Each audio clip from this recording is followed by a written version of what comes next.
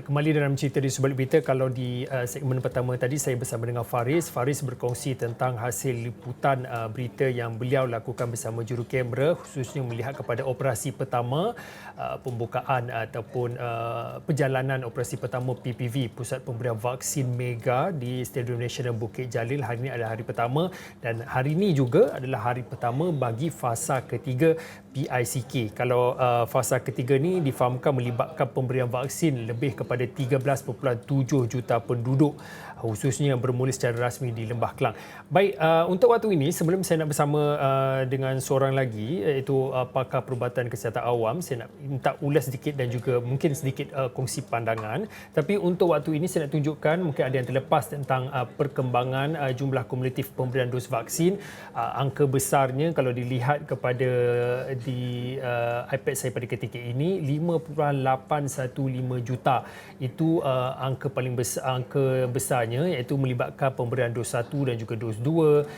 Kalau diikutkan perbandingan negeri-negeri, sudah tentu kita melihat paling tinggi masih lagi Kuala Lumpur. Pemberian dos pertama saja lebih pada 724,000, manakala bagi pemberian dos kedua 141,000. Dan kemudian negeri-negeri lain yang mencatatkan rekod tinggi juga adalah Selangor untuk pemberian dos pertama 642,249 dan juga pemberian dos kedua 208,000 lebih. Sarawak juga mencatatkan angka yang cukup tinggi bagi pemberian dos vaksin, iaitu 610,000 dan kemudian dos kedua lebih pada 186,000. Baik, untuk waktu ini saya nak bersama dengan Profesor Madya Dr. Malina Osman. Kalau diikutkan dalam sidang media yang dijalankan di operasi hari pertama PPV Mega Pusat Pemberian Vaksin di Stadium Bukit Jalil, YBKJ ada menyentuh beberapa perkara lah, antaranya berkaitan dengan bagaimana agaknya kalau pemberian vaksin berbeza ni boleh dipertimbangkan ataupun tidak. Tetapi untuk waktu ini mungkin sebagai permulaan, Prof, kalau diikutkan daripada kenyataan yang dikeluarkan JKJAV dan juga YBKJ sendiri yang mana menyatakan purata pemberian vaksin COVID-19 meningkat pada minggu lepas. Kalau dibuat perbandingan pada minggu lepas, 189,000 dos sehari dan kalau rekod paling tinggi adalah lebih pada 229,000. Tapi mungkin untuk waktu ini, Prof, mungkin melihat kepada fasa ketiga, hari ini adalah hari pertama bagi fasa ketiga PICK. PICK mungkin di mana sebenarnya kedudukan perjalanan secara keseluruhannya program imunisasi? Adakah kita dapat mencapai ataupun berjalan seperti yang disasarkan, atau mungkin lebih awal lagi sasaran itu dapat dicapai, Prof? Okey, pada pandangan saya dengan jumlah dos yang telah diberikan hampir meningkat kepada 6 juta, iaitu pada masa ini sekitar 5.8 dalam masa beberapa hari lagi jumlah dos akan meningkat kepada 6 juta. Tapi kalau kita tengok di situ ada perbezaan sedikit, mereka yang telah menerima 2 dos penuh dan juga 1 dos. Saya berpendapat sebab kita menggunakan setakat ini 3 jenis vaksin yang berbeza, dan untuk vaksin AstraZeneca mereka perlu menunggu 3 bulan untuk mendapat dos yang kedua. Jadi kalau kita analisa dari segi itu, saya berpendapat lebih kurang lah. InsyaAllah kalau kita tengok peningkatan tu kita akan dapat saksikan dalam tempoh Julai dan Ogos nanti, kita boleh mencapai angka 10% yang lengkap untuk didos seperti mana yang kita harapkan. Dan jumlah yang divaksin ni pada hemat saya lah, dalam tempoh 1-2 minggu akan datang memang akan terus meningkat sehingga melebihi daripada 250,000. Prof, saya ingin tarik perhatian dan juga apa yang dikatakan oleh YBKJ, antaranya melihat kepada pemberian vaksin berbeza kepada penerima yang hanya akan ditentukan selepas Jawatan Kuasa Khas Jaminan Akses Bekalan Vaksin COVID-19 JKJAV berpuas hati. Ini kami petik daripada apa yang disebutkan oleh Menteri Penyelaras Program Vaksinasi COVID-19 Kebangsaan YBKJ. Kau boleh saya nak dengarkan dahulu apa yang disebutkan YBKJ berkaitan dengan pemberian vaksin yang berbeza yang akan dipertimbangkan oleh JKJAV. Tetapi kita masih lagi belum buat apa-apa keputusan. Spanyol dah buat, Germany dah buat, Korea dah buat. Korea Selatan buat untuk AstraZeneca campur Pfizer sebab tak cukup AstraZeneca. Kita harap bahawa bekalan AstraZeneca setelah saya runding tidak ada gangguan. Kalau tidak ada gangguan, we will be able to proceed with the second dose of AstraZeneca. So I've asked the committee to look at heterologous vaccinations for 2 things. One, to see whether it's more effective.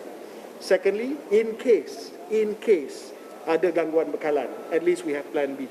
So I need a plan B, but so far we are still okay. Yeah, but I will update on the heterologous vaccinations after JKJAV minggu ni. So I've asked the committee to look at heterologous vaccinations for two things. One, to see whether it's more effective. Secondly, in case ada gangguan bekalan, at least we have plan B. So I need a plan B, but so far we are still okay. Yeah, but I will update on the heterologous vaccinations after JKJAV minggu ni. Prof, seperti yang YBKJ katakan, Sepanyol dah, Jerman pun sudah, Korea Selatan pun sudah melakukan apa yang disebutkan pemberian vaksin secara berbeza ini. Tetapi daripada sudut pandang, mungkin bagaimana kita nak faham apa impaknya nanti bila pemberian vaksin berbeza. Mungkin pada awalnya individu itu telah menerima Pfizer, kemudian bagi pemberian dos kedua beliau menerima pemberian vaksin AstraZeneca misalnya. Mungkin boleh dikongsikan apa impaknya dan kita melihat kepada apa yang menjadi kebimbangan orang ramai iaitu berkaitan dengan isu bekalan. Dari segi pemberian dos vaksin yang berbeza ni, pada pandangan saya amalan mencampurkan vaksin yang berbeza ni telah pun lama kita amalkan dari sudut kesihatan awam. Saya bagi contoh untuk anak-anak yang baru lahir ni, memang vaksin yang diberikan tu berbeza dalam tempoh tertentu. Saya bagi contoh yang baru lahir kita bagi hepatitis B dengan BCG, dua-dua memang berbeza. Jadi untuk pemberian vaksin COVID-19 ni, kalau dari segi konsepnya, ia bukanlah satu yang baru dalam kesihatan awam. Tinggal lagi disebabkan oleh dalam suasana pandemik dan vaksin-vaksin itu baru sahaja kita perolehi dalam tempoh satu tahun ni. Jadi maksudnya memang data-data tu perlu diteliti. Saya berpendapat dari segi penilaian data tu perlu, walaupun negara-negara seperti Jerman, Korea yang telah Sepanyol telah memulakan program vaksinasi sedemikian, tapi kita pada pandangan saya kita perlu melihat dulu pandangan NPRA dalam konteks ini untuk memastikan ia benar-benar selamat untuk digunakan kepada populasi di negara kita. Kita faham kebimbangan masyarakat, jadi data-data klinikal tu penting untuk mengesahkan suasana tersebut. Dalam konteks ini sebenarnya mereka dah berpendapat bahawa untuk mencampurkan pemberian vaksin ini adalah untuk menangani isu kalau-kalau ada kekurangan bekalan.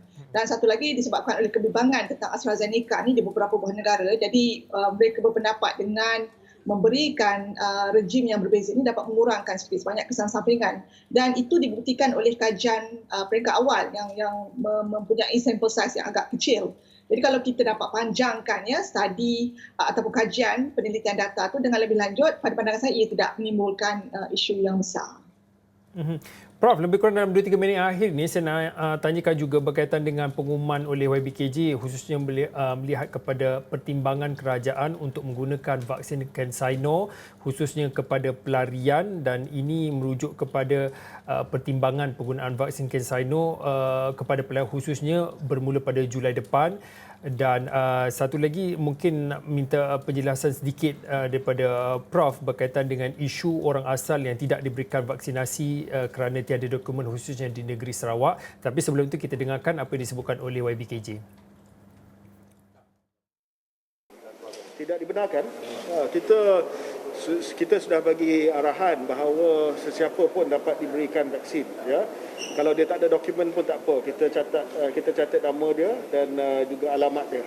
Dan kita soal apa tak ada dokumen tu kita selesaikan kemudian. Yang penting adalah kita bagi vaksin kepada dia dulu. Prof, mungkin pandangan berkaitan dengan apa yang selalu disebutkan oleh kerajaan, tiada yang terpinggir dan tiada yang tertinggal dalam melihat kepada pelaksanaan secara menyeluruh program imunisasi COVID-19 kebangsaan ini. Okey, dalam konteks itu pada pandangan saya memang wajar mereka itu turut divaksin sekali. Dalam konteks itu juga kalau kita lihat pada hari ini kita ada teknologi biometrik yang mana ibu jari itu kita boleh digitalkan serta-merta walaupun individu itu tak ada kad pengenalan ataupun sebarang dokumen pengenalan diri. Dengan identifikasi pada biometrik tiap jari itu saya ingat boleh saja dilakukan dokumentasi yang kemudiannya akan dilakukan secara formal, dan ini pada pandangan tidak menimbulkan isu yang besar.